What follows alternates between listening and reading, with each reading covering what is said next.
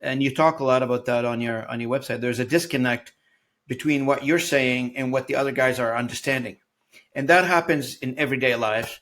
It happens with me and my wife sometimes. If you're married, you know what I mean.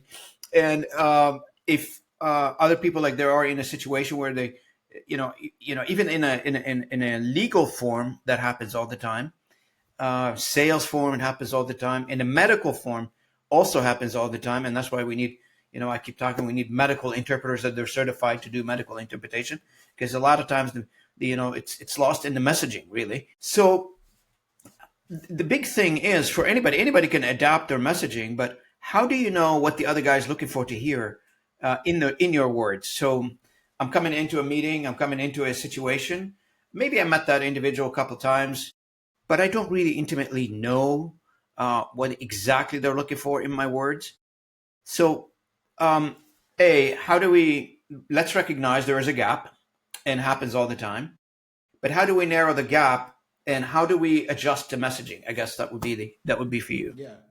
So there's a number of ways. The first thing I would say is it depends on the level of research you want to do beforehand. Everybody will have a favored way of communicating, a favored way, certain vocabulary that they use or metaphors. And if they have any level of public presence, that will be online. Read their LinkedIn post, read a blog post that they wrote, look at a podcast interview that they did, and you'll see their style of communication. So that's one thing. You also could look at their background, see where they came from, what kind of things they're interested in. The other thing I would say, though, is you have to go into every single conversation without a covert agenda, right? The more that you go into a conversation trying to get something from the other person, the more focused you'll be on yourself. If I'm able to come into a conversation and say, you know what, I'm not trying to take anything from you, I'm trying to get anything from you, I'm trying to connect. That's it. You'll be able to listen to that person on a much more granular level, with much higher fidelity signals, and be able to understand what matters to them.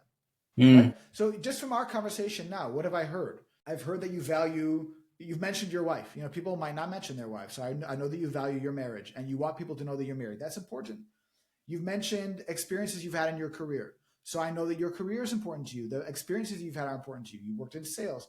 So I'm listening. I'm trying to understand who is Robin, what matters to him. And then if I have something to give you or sell you, I can first of all talk about it on your terms, but I can be much more open with it. I can say, look, this is why I think this is a good fit for you in your context, in your situation. And you know what? And I'll just say one more thing. So like the best pitches, by the way, do this exact thing. So let's say I'm going to pitch an investment firm. What I'll do beforehand is I will look at everything that investment firm has ever published. What is their investment thesis? What are they interested in investing in? What kind of things don't they invest in? And the more I can build up a picture of who these people are, the more I can talk to them on their level. And they say, look, hey, we're like this other company. We have similar ideas, whatever it is. We can tailor the messaging to that specific person.